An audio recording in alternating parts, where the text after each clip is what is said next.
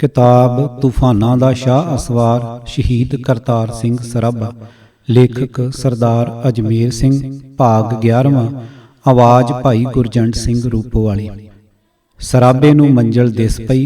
जथेबंदी ते राजनीति, सरबत दे भले दा सिख आदर्श ਅਤੇ ਹਿੰਦੂ ਵਿਦਿਆਰਥੀ ਤੇ ਵਿਦਵਾਨ। ਵਾਹਿਗੁਰੂ ਜੀ ਕਾ ਖਾਲਸਾ, ਵਾਹਿਗੁਰੂ ਜੀ ਕੀ ਫਤਿਹ। ਉੱਤਰੀ ਅਮਰੀਕਾ ਅੰਦਰ ਭਾਰਤੀ ਆਵਾਸੀਆਂ ਦੀ ਜਥੇਬੰਦੀ ਦਾ ਮੁੱਢ ਕੈਨੇਡਾ ਦੇ ਸਿੱਖਾਂ ਨੇ ਬੰਨ੍ਹਿਆ ਸੀ। ਇਸ ਵਿੱਚ ਵੈਨਕੂਵਰ ਦੇ ਗੁਰਦੁਆਰੇ ਦਾ ਨਿਰਣਾਇਕ ਰੋਲ ਸੀ। ਇਸ ਦੀ ਪੁਸ਼ਟੀ ਬਾਬਾ ਸੋਹਣ ਸਿੰਘ ਭਕਨਾ ਦੇ ਇਨ੍ਹਾਂ ਕਥਨਾਂ ਤੋਂ ਹੁੰਦੀ ਹੈ। ਕੈਨੇਡਾ ਅੰਦਰ ਕਿਉਂਕਿ ਸਿੱਖਾਂ ਨੇ ਗੁਰਦੁਆਰਾ ਬਣਾਉਣ ਵਿੱਚ ਪਹਿਲ ਕੀਤੀ ਸੀ, ਇਹੋ ਕਾਰਨ ਸੀ ਕਿ ਕੈਨੇਡਾ ਵਿੱਚ ਅਮਰੀਕਨ ਸਿੱਖਾਂ ਨਾਲੋਂ ਪਹਿਲਾਂ ਜਾਗਰਤ ਆ ਗਈ ਸੀ ਤੇ ਜਥੇਬੰਦੀ ਹੋ ਗਈ ਸੀ, ਅਤੇ ਸਾਨੂੰ ਅਮਰੀਕਾ ਵਾਸਤੇ ਹਿੰਦੀਆਂ ਨੂੰ ਕੈਨੇਡਾ ਵਾਸੀ ਭਰਾਵਾਂ ਨੇ ਸਿਖਾਇਆ ਕਿ ਸਾਂਝੇ ਹੱਕਾਂ ਦੀ ਰਾਖੀ ਲਈ ਜਥੇਬੰਦ ਘੋਲ ਦੀ ਜ਼ਰੂਰਤ ਹੈ। ਇਸ ਨਿਰਣੇ ਦੀ ਪੁਸ਼ਟੀ ਸਰਦਾਰ ਜਗਜੀਤ ਸਿੰਘ ਨੇ ਵੀ ਕੀਤੀ ਹੈ। ਉਹਨਾਂ ਨੇ ਗਦਰ ਪਾਰਟੀ ਤੇ ਲਹਿਰ ਦਾ ਭਰਵਾਂ ਵਿਸ਼ਲੇਸ਼ਣ ਕਰਦਿਆਂ ਇਹ ਨਿਸ਼ਚਿਤ ਰਾਏ ਪ੍ਰਗਟਾਈ ਹੈ ਕਿ ਕੈਨੇਡਾ ਦੇ ਹਿੰਦੀ ਕਾਮਿਆਂ ਵਿੱਚ ਅਮਰੀਕਾ ਦੇ ਹਿੰਦੀ ਕਾਮਿਆਂ ਨਾਲੋਂ ਪਹਿਲੋਂ ਕੈਨੇਡਾ ਦੇ ਹਿੰਦੀ ਕਾਮੇ ਵਧੇਰੇ ਜਥੇਬੰਦ ਸਨ ਅਤੇ ਉਹਨਾਂ ਦੀ ਜਦੋਜਹਿਦ ਪਹਿਲਾਂ ਸ਼ੁਰੂ ਹੋਈ, ਜਿਸ ਦੀ ਅਗਵਾਈ ਵਿੱਚੋਂ ਪੈਦਾ ਹੋਏ ਆਪਣੇ ਹੀ ਗਰੁੱਪ ਦੇ ਹੱਥ ਸੀ। ਬਾਬਾ ਭਕਨਾ ਨੇ ਪਰਦੇਸਾਂ ਅੰਦਰ ਰਹਿੰਦੇ ਭਾਰਤੀ ਆਵਾਸੀਆਂ ਨੂੰ ਰਾਜਸੀ ਤੌਰ ਤੇ ਜਾਗਰੂਕ ਤੇ ਜਥੇਬੰਦ ਕਰਨ ਵਿੱਚ ਗੁਰਦੁਆਰਿਆਂ ਦੀ ਕੇਂਦਰੀ ਭੂਮਿਕਾ ਦਾ ਜ਼ਿਕਰ ਵਾਰ-ਵਾਰ ਕੀਤਾ ਹੈ। ਆਪਣੀ ਉਮਰ ਦੇ ਆਖਰੀ ਗੇੜ ਵਿੱਚ ਪ੍ਰੋਫੈਸਰ ਪ੍ਰੇਮ ਸਿੰਘ ਬਜਾਜ ਨਾਲ ਲੰਮੀ ਚੌੜੀ ਗੱਲਬਾਤ ਦੌਰਾਨ ਉਹਨਾਂ ਨੇ ਸਿੱਖ ਧਰਮ ਦੀ ਇਸ ਵਿਸ਼ੇਸ਼ਤਾ ਉੱਤੇ ਮਾਣ ਕਰਦਿਆਂ ਕਿਹਾ ਸੀ, ਵਿਦੇਸ਼ਾਂ ਵਿੱਚ ਹਿੰਦੀਆਂ ਦੇ ਸੁੱਖ ਆਰਾਮ ਤੋਂ ਇਲਾਵਾ ਗੁਰਦੁਆਰੇ ਰਾਜਸੀ ਸਰਗਰਮੀਆਂ ਤੇ ਦੇਸ਼ ਆਜ਼ਾਦੀ ਦੀਆਂ ਲਹਿਰਾਂ ਦੇ ਵੀ ਜ਼ਬਰਦਸਤ ਕੇਂਦਰ ਰਹੇ ਹਨ। ਹੋਰ ਕਿਸੇ ਵੀ ਧਰਮ ਨੇ ਅਜਿਹਾ ਨਹੀਂ ਕੀਤਾ। ਇੱਥੇ ਬਾਬਾ ਜੀ ਸਪਸ਼ਟ ਰੂਪ ਵਿੱਚ ਸਿੱਖ ਵਿਲੱਖਣਤਾ ਉੱਤੇ ਜ਼ੋਰ ਦੇ ਰਹੇ ਹਨ। ਵੈਨਕੂਵਰ ਦਾ ਗੁਰਦੁਆਰਾ ਸਿੱਖ ਧਰਮ ਦੇ ਪ੍ਰਚਾਰ ਨਾਲੋਂ ਨਾਲ ਦੇਸ਼ ਦੀ ਆਜ਼ਾਦੀ ਲਈ ਰਾਜਸੀ ਸਰਗਰਮੀਆਂ ਦਾ ਵੀ ਕੇਂਦਰ ਬਣ ਗਿਆ ਸੀ। ਅੰਗਰੇਜ਼ ਸਰਕਾਰ ਵੱਲੋਂ ਲਾਹੌਰ ਸਾਜ਼ਿਸ਼ ਕੇਸ ਲਈ ਨਾਮਜ਼ਦ ਕੀਤੇ ਗਏ ਵਿਸ਼ੇਸ਼ ਟ੍ਰਿਬਿਊਨਲ ਦੀ ਇਹ ਨਿਸ਼ਚਿਤ ਰਾਏ ਸੀ ਕਿ ਵੈਨਕੂਵਰ ਬਗਾਵਤੀ ਸਰਗਰਮੀਆਂ ਦਾ ਸਭ ਤੋਂ ਪਹਿਲਾ ਕੇਂਦਰ ਬਣਿਆ। ਸਰਬੱਤ ਦੇ ਭਲੇ ਦਾ ਸਿੱਖ ਆਦਰਸ਼। ਸਿੱਖ ਧਰਮ ਅੰਦਰ ਮਾਨਵਵਾਦੀ ਭਾਵਨਾ ਇੰਨੀ ਪ੍ਰਬਲ ਹੈ ਕਿ ਸਿੱਖਾਂ ਅੰਦਰ ਜਦੋਂ ਸਿੱਖ ਆਦਰਸ਼ਾਂ ਦੇ ਅਨੁਸਾਰ ਜ਼ੁਲਮ ਤੇ ਧੱਕੇਸ਼ਾਹੀ ਵਿਰੁੱਧ ਲੜਨ ਦਾ ਜਜ਼ਬਾ ਅੰਗੜਾਈ ਲੈਂਦਾ ਹੈ ਤਾਂ ਉਹ ਕੇਵਲ ਆਪਣੇ ਤੱਕ ਸੀਮਿਤ ਨਹੀਂ ਰਹਿੰਦੇ, ਉਹ ਹੋਰਨਾਂ ਮਜ਼ਲੂਮ ਵਰਗਾਂ ਦੇ ਦਰਦ ਨੂੰ ਵੀ ਆਪਣਾ ਦਰਦ ਬਣਾ ਲੈਂਦੇ ਹਨ। ਗੁਰੂ ਨਾਨਕ ਸਾਹਿਬ ਨੇ ਜਦੋਂ ਬਾਬਰ ਦੇ ਜ਼ੁਲਮਾਂ ਨੂੰ ਵੰਗਾਰਿਆ ਸੀ ਤਾਂ ਉਹਨਾਂ ਨੇ ਮੁਲਕਾਂ, ਧਰਮਾਂ ਤੇ ਵਰਗਾਂ ਦੀਆਂ ਸੌੜੀਆਂ ਵੰਡੀਆਂ ਤੋਂ ਉੱਪਰ ਉੱਠ ਕੇ ਮਾਨਵ ਜਾਤੀ ਦੇ ਦਰਦ ਨੂੰ ਜ਼ੁਬਾਨ ਦਿੱਤੀ ਸੀ। ਨੌਵੇਂ ਪਾਤਸ਼ਾਹ ਨੇ ਔਰੰਗਜ਼ੇਬ ਦੀ ਧਾਰਮਿਕ ਤੰਗਦਿਲੀ ਤੇ ਕੱਟੜਪੁਣੇ ਦੇ ਸਤਾਏ ਹਿੰਦੂ ਬ੍ਰਾਹਮਣਾਂ ਦੀ ਔਖੀ ਘੜੀ ਵਿੱਚ ਬਾਂਹ ਫੜ ਕੇ ਜ਼ਾਬਰ ਹੁਕਮਰਾਨ ਦਾ ਕਰੋਪ ਸਿਹੜਨ ਤੋਂ ਝਿਜਕ ਨਹੀਂ ਪ੍ਰਗਟਾਈ ਸੀ। ਉਹਨਾਂ ਨੇ ਆਪਣੇ ਵਿਚਾਰਧਾਰਕ ਵਿਰੋਧੀ ਬ੍ਰਾਹਮਣ ਵਰਗ ਦੀ ਧਾਰਮਿਕ ਆਜ਼ਾਦੀ ਦੀ ਰੱਖਿਆ ਕਰਨ ਲਈ ਆਪਣਾ ਸੀਸ ਦੇ ਕੇ ਸਿੱਖਾਂ ਨੂੰ ਇਹ ਮੂਲ ਮਾਨਵਵਾਦੀ ਆਦਰਸ਼ ਦ੍ਰਿੜਾ ਦਿੱਤਾ ਸੀ ਕਿ ਜ਼ੁਲਮ ਤੇ ਅਨਿਆਂ ਵਿਰੁੱਧ ਲੜਨ ਵੇਲੇ ਆਪਣੇ ਤੇ ਬੇਗਾਨੇ ਵਿਚਕਾਰ ਭੇਦ ਭਾਵ ਨਹੀਂ ਕਰਨਾ। ਏਕ ਦ੍ਰਿਸ਼ਟ ਘਰ ਸੰਸਾਰ ਜਾਣੇ। ਇਸ ਆਦਰਸ਼ ਵਿੱਚ ਓਤ-ਪੋਤ ਗੁਰੂ ਦੇ ਸਿੰਘਾਂ ਨੇ 18ਵੀਂ ਸਦੀ ਅੰਦਰ ਆਪਣੀਆਂ ਜਾਨਾਂ ਦੀ ਪਰਵਾਹ ਨਾ ਕਰਦਿਆਂ ਸੈਂਕੜੇ ਮਜ਼ਲੂਮ ਹਿੰਦੁਆਣੀਆਂ ਨੂੰ ਜ਼ਾਲਮ ਅਫਗਾਨੀ ਧਾੜਵੀਆਂ ਦੇ ਚੁੰਗਲ ਚੋਂ ਮੁਕਤ ਕਰਾ ਕੇ ਪੂਰੀ ਇੱਜ਼ਤ ਮਾਣ ਨਾਲ ਘਰੋਂ ਘਰੀ ਪਹੁੰਚਾਇਆ ਸੀ। ਬਾਬਾ ਨਿਧਾਨ ਸਿੰਘ ਚੋਗਾ ਤੇ ਡਾਕਟਰ ਮਥਰਾ ਸਿੰਘ ਨੇ ਗਦਰ ਪਾਰਟੀ ਵਿੱਚ ਸਰਗਰਮ ਹੋਣ ਤੋਂ ਪਹਿਲਾਂ ਹੀ, ਜਦੋਂ ਉਹ ਰੁਜ਼ਗਾਰ ਲਈ ਸ਼ੰਘਾਈ ਰਹਿੰਦੇ ਸਨ, ਚੀਨ ਦੇ ਅਤਿਆਚਾਰੀ ਮੰਚੂ ਰਾਜ ਘਰਾਣੇ ਵਿਰੁੱਧ ਚੀਨੀ ਜਨਤਾ ਦੀ ਰੋਹ ਭਰੀ ਬਗਾਵਤ ਦੀ ਸਰਗਰਮ ਹਮਾਇਤ ਕੀਤੀ ਸੀ।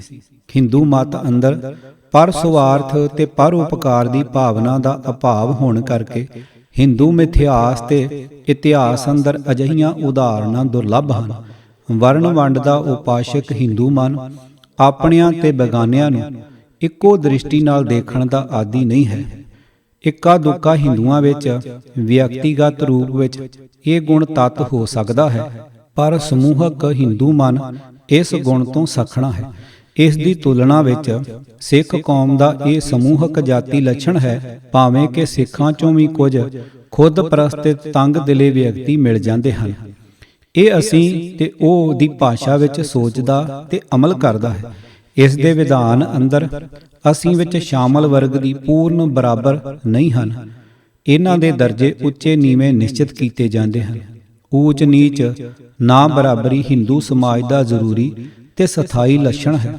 ਇਸ ਵਿਚਾਰਧਾਰਕ ਕਾਰਨ ਕਰਕੇ ਵਿਦੇਸ਼ਾਂ ਅੰਦਰ ਭਾਰਤ ਦੀ ਆਜ਼ਾਦੀ ਲਈ ਸਰਗਰਮ ਹਿੰਦੂਆਂ ਤੇ ਸਿੱਖਾਂ ਦੇ ਜ਼ੁਲਮ, ਅਨਿਆਂ, ਨਸਲਵਾਦ, ਗੁਲਾਮੀ, ਆਜ਼ਾਦੀ, ਕੌਮੀਅਤ, ਦੇਸ਼ ਸੇਵਾ ਤੇ ਦੇਸ਼ ਭਗਤੀ ਆਦਿ ਮਹੱਤਵਪੂਰਨ ਸੰਕਲਾਪਤਮਿਕ ਪਦਾਂ ਬਾਰੇ ਨਜ਼ਰੀਏ ਵਿੱਚ ਵੱਡਾ ਅੰਤਰ ਸੀ।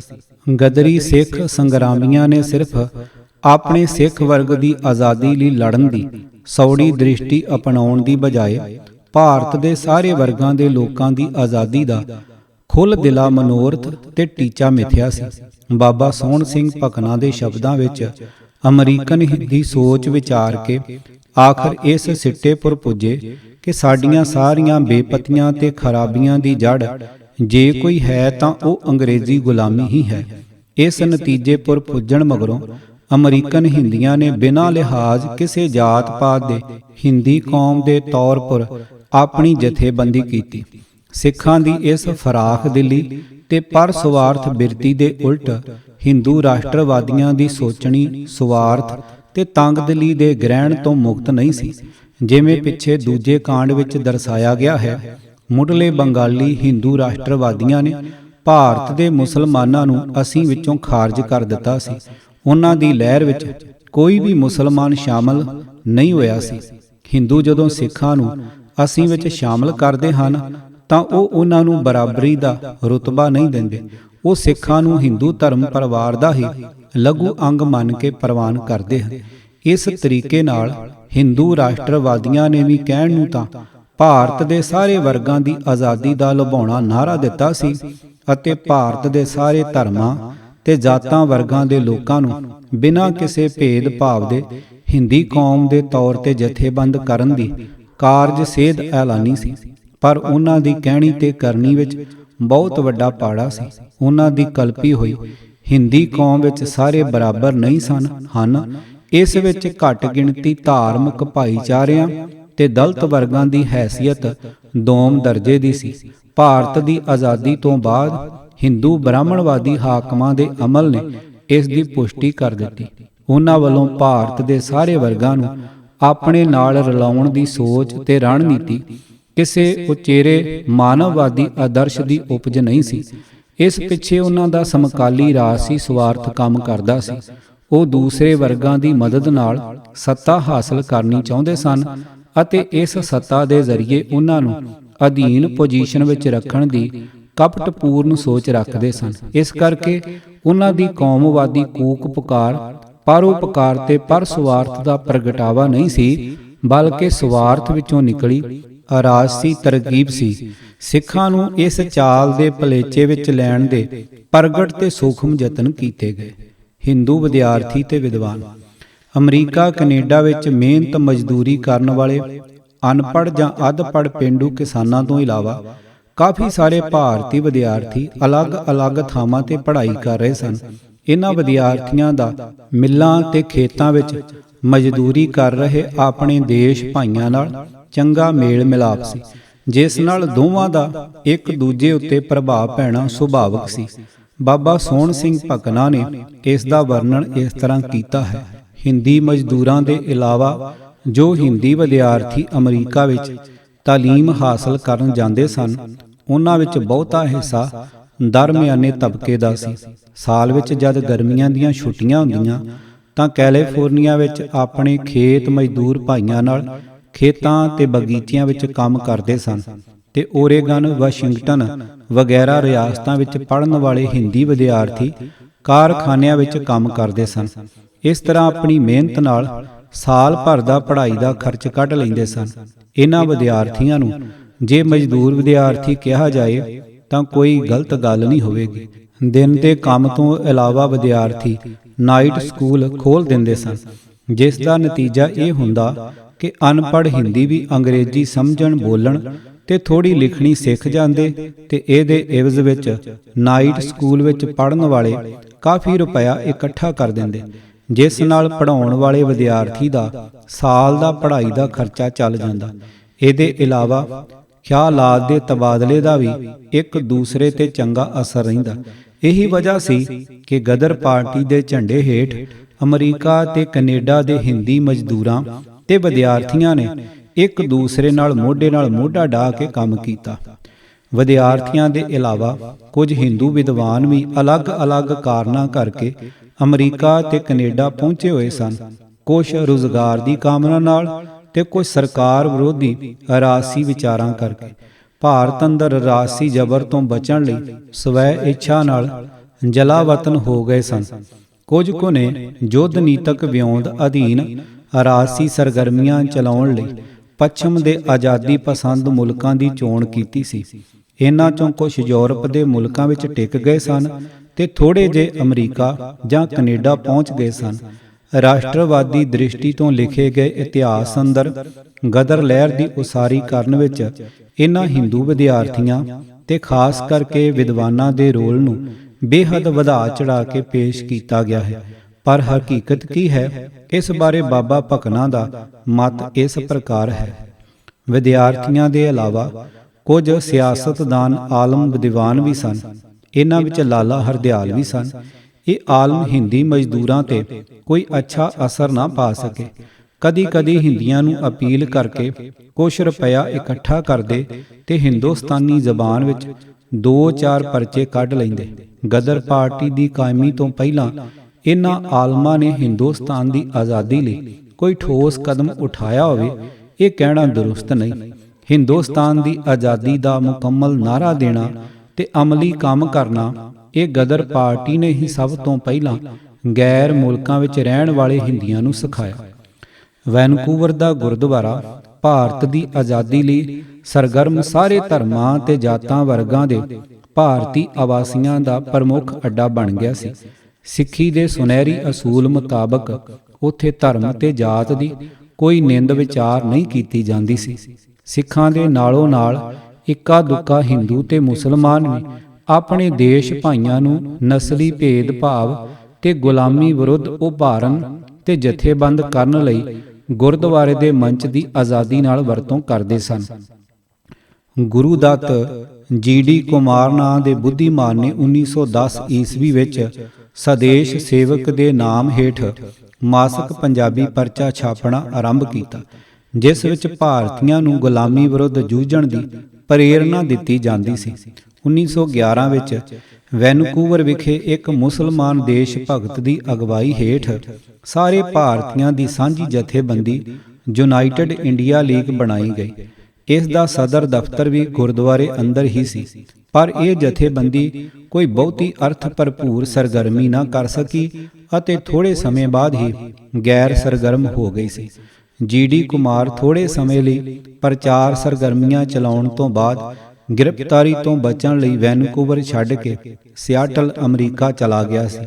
ਉੱਥੇ ਇੱਕ ਤਾਰਕਨਾਥ ਦਾਸ ਨਾਉਂ ਦਾ ਬੰਗਾਲੀ ਵਿਦਿਆਰਥੀ, ਜਿਹੜਾ ਬੰਗਾਲ ਦੀ ਹਿੰਦੂ ਰਾਸ਼ਟਰਵਾਦੀ ਜੁਝਾਰੂ ਜਥੇਬੰਦੀ ਅਨੁਸ਼ੀਲਨ ਸਮਤੀ ਦਾ ਮੈਂਬਰ ਸੀ, ਅੰਗਰੇਜ਼ੀ ਜ਼ਬਾਨ ਵਿੱਚ ਫ੍ਰੀ ਹਿੰਦੁਸਤਾਨ ਦੇ ਟਾਈਟਲ ਹੇਠ ਇੱਕ ਪਰਚਾ ਛਾਪਦਾ ਸੀ, ਪਰ ਇਹ ਪਰਚਾ ਵੀ ਛੇਤੀ ਹੀ ਠੱਪ ਹੋ ਗਿਆ ਸੀ।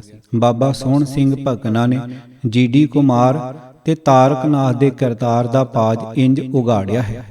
ਸਾਡੀ ਪਾਰਟੀ ਕਾਇਮ ਹੋਣ ਤੋਂ ਪਹਿਲਾਂ ਅਮਰੀਕਾ ਵਿੱਚ ਹਰਨਾਮ ਸਿੰਘ ਜੀ ਕਾਰੀ ਸਾਹਰੀ, ਬਾਬੂ ਤਾਰਕਨਾਥ ਤੇ ਜੀ.ਡੀ. ਕੁਮਾਰ, ਇਹਨਾਂ ਤਿੰਨਾਂ ਦੀ ਪਾਰਟੀ ਸੀ ਤੇ ਇਹ ਥੋੜਾ ਦੇਸ਼ ਭਗਤੀ ਦਾ ਪ੍ਰਚਾਰ ਵੀ ਕੀਤਾ ਕਰਦੇ ਸਨ। ਪਰ ਭਾਈ ਹਰਨਾਮ ਸਿੰਘ ਜੀ ਤੋਂ ਬਿਨਾਂ ਦੂਜੇ ਦੋਵੇਂ ਇਸ ਪ੍ਰਚਾਰ ਦੁਆਰਾ ਆਪਣਾ ਹੀ ਗੌਂ ਕੱਢਦੇ ਸਨ, ਜਿਸ ਦਾ ਅਸਰ ਆਮ ਲੋਕਾਂ ਦੇ ਦਿਲਾਂ ਪਰ ਬੁਰਾ ਪੈਂਦਾ ਸੀ। ਇਹੋ ਕਾਰਨ ਸੀ ਕਿ ਅਮਰੀਕਾ ਵਿੱਚ ਪੜ੍ਹੇ ਲਿਖੇ ਆਦਮੀ ਅਕਸਰ ਬਦਨਾਮ ਹੋ ਚੁੱਕੇ ਸਨ ਤੇ ਆਮ ਹਿੰਦੀ ਉਹਨਾਂ ਪਰ ਭਰੋਸਾ ਨਹੀਂ ਸਨ ਕਰਦੇ। ਜੀ.ਡੀ. ਕੁਮਾਰ ਨੇ ਪੋਰਟਲੈਂਡ, ਓਰੇਗਨ ਵਿੱਚ ਹਿੰਦੀਆਂ ਦੀ ਇੱਕ ਸੁਸਾਇਟੀ ਵੀ ਕਾਇਮ ਕੀਤੀ ਸੀ, ਪਰ ਉਹ 3 ਮਹੀਨੇ ਤੋਂ ਵੱਧ ਨਾ ਚੱਲ ਸਕੀ, ਕਿਉਂ ਜੋ ਜੀ.ਡੀ. ਕੁਮਾਰ ਨੇ ਲੋਕਾਂ ਪਾਸੋਂ ਚੰਦਾ ਉਗਰਾ ਕੇ ਸਿਆਟਲ ਵਿੱਚ ਹਿੰਦੀ ਵਿਦਿਆਰਥੀਆਂ ਦੀ ਰਿਹਾਇਸ਼ ਲਈ ਇੱਕ ਮਕਾਨ ਖਰੀਦਿਆ ਸੀ, ਜਿਸ ਦਾ ਨਾਮ ਇੰਡੀਆ ਹਾਊਸ ਰੱਖਿਆ ਸੀ। ਅਖੀਰ ਵਿੱਚ ਉਹ ਉਸ ਮਕਾਨਪੁਰ ਆਪ ਹੀ ਜੱਫਾ ਮਾਰ ਕੇ ਬੈਠਾ ਤੇ ਵੇਚ ਦਿੱਤਾ। ਉਹ ਪੈਸਾ ਵੀ ਆਪ ਹੀ ਹੜੱਪ ਕਰ ਗਿਆ। ਕਿਤਾਬ ਤੂਫਾਨਾਂ ਦਾ ਸ਼ਾਹ ਅਸਵਾਰ ਸ਼ਹੀਦ ਕਰਤਾਰ ਸਿੰਘ ਸਰਾਭਾ, ਲੇਖਕ ਸਰਦਾਰ ਅਜਮੇਰ ਸਿੰਘ, ਭਾਗ 11ਵਾਂ, ਆਵਾਜ਼ ਭਾਈ ਗੁਰਜੰਟ ਸਿੰਘ ਰੂਪੋਵਾਲੀ। ਪੂਰੀ ਕਿਤਾਬ ਸੁਣਨ ਲਈ YouTube channel Gurjant Singh Rupowali subscribe ਕਰੋ। ਵਾਹਿਗੁਰੂ ਜੀ ਕਾ ਖਾਲਸਾ, ਵਾਹਿਗੁਰੂ ਜੀ ਕੀ ਫਤਿਹ।